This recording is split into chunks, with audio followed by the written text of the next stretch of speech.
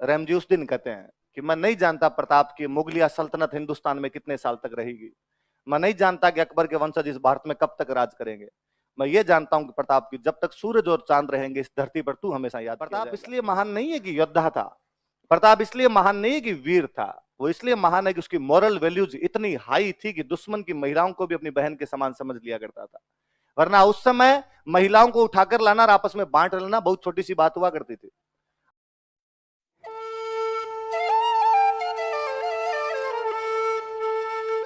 जिनके आपने दोहे पढ़े होंगे कभी, रहीमन धागा प्रेम कान मत तोड़ो छिटकाए, टूटे से फिर जुरे नहीं न जुरे गांठ पड़ जाए। रहीम जी जो प्रेम के दोहे लिखा करते थे उनको कहा गया अब प्रेम की कविता बंद कर, युद्ध कर। मुगलों के सिस्टम हुआ करता था कि जितने भी दरबार में होते उन सबको युद्ध के लिए जाना पड़ता था।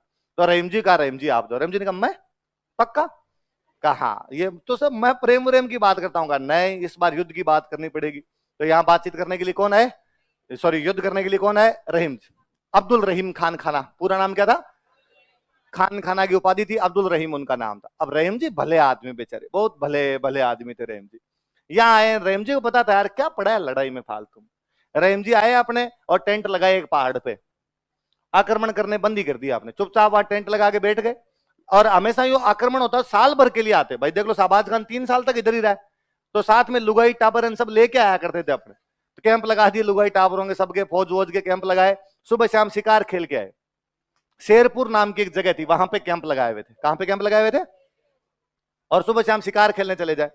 दिन में निकले, अरावली की पहाड़ियां मेवाड़ में खूब सारी, कोई हिरण जो भी सामने आ जाए उनको मार मोर के शाम को ला ले अपने पार्टी कर ले।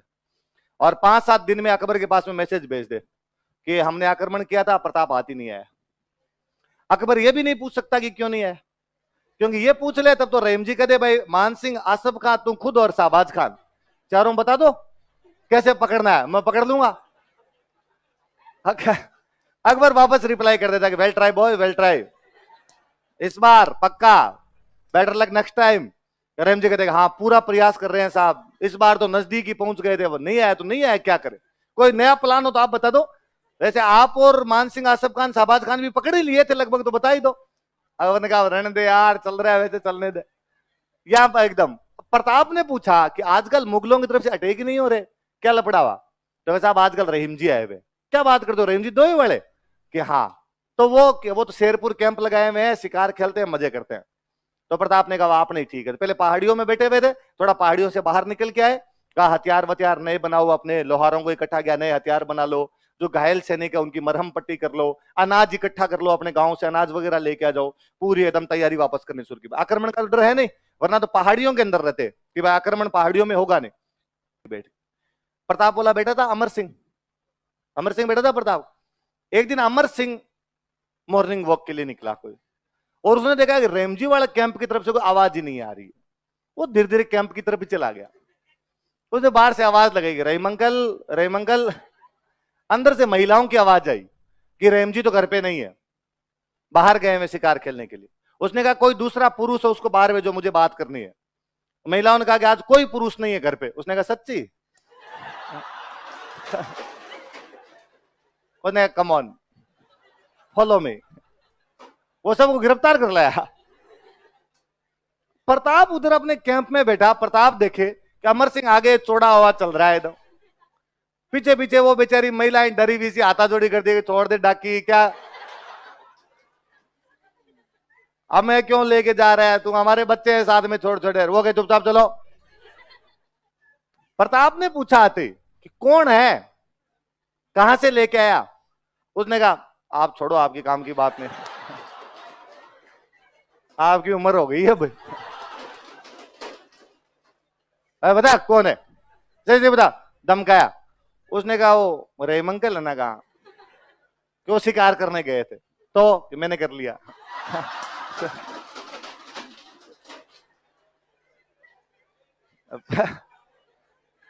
प्रताप को जब इस बात का पता चला, प्रधान थप्पड़ मारा कस के, बदतमीज, माफी मांग इनसे।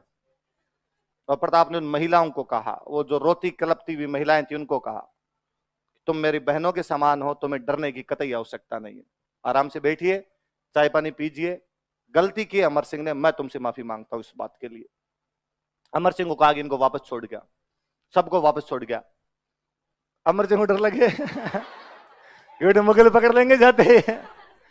उधर रहीम जी ने आए, थोड़ी देर में शिकार खेल के देखा डेरे खाली माथे पकड़ पकड़ के रो रहे थे, मरा दिया। इतने में अमर सिंह उनको लेके गया। अमर सिंह को पता था डेरों के पास गया तो बेटे पकड़ लेंगे।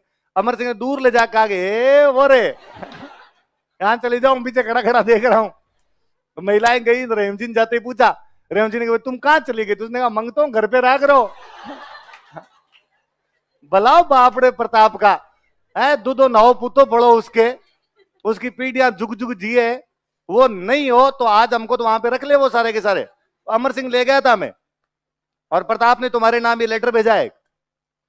रहीम जी लेटर पढ़ते हैं, प्रताप लिखता है उधर से कि रहीम जी सॉरी, जो भी किया गया उसके लिए मैं माफी मांगता हूं, आइंदा से दोबारा कभी ऐसा नहीं होगा। प्रताप कम से कम युद्ध के बीच में महिलाओं और बच्चों को तो नहीं लाना चाहता है। रहीम जी के आंसू आ जाते हैं। रहीम जी उस दिन कहते हैं कि मैं नहीं जानता प्रताप की मुगलिया सल्तनत हिंदुस्तान में कितने साल तक रहेगी, मैं नहीं जानता कि अकबर के वंशज इस भारत में कब तक राज करेंगे। मैं ये जानता हूं कि प्रताप की जब तक सूरज और चांद रहेंगे इस धरती पर तू हमेशा याद किया जाएगा। प्रताप इसलिए महान नहीं है कि योद्धा था, प्रताप इसलिए महान नहीं है कि वीर था, वो इसलिए महान है कि उसकी मॉरल वैल्यूज इतनी हाई थी कि दुश्मन की महिलाओं को भी अपनी बहन के समान समझ लिया करता था। वरना उस समय महिलाओं को उठाकर लाना और आपस में बांट लेना बहुत छोटी सी बात हुआ करती थी। अक्सर राजा ऐसा कर लिया करते थे। युद्ध के अंदर महिलाओं को बंदी बनाकर लाने को बुरा समझा ही नहीं जाता था। एक आदमी वापस भेज देता है तब आप देखिए मॉरल वैल्यूज में कितना कितना बड़ा रहा होगा। बहुत कम उदाहरण है, बिरले उदाहरण है।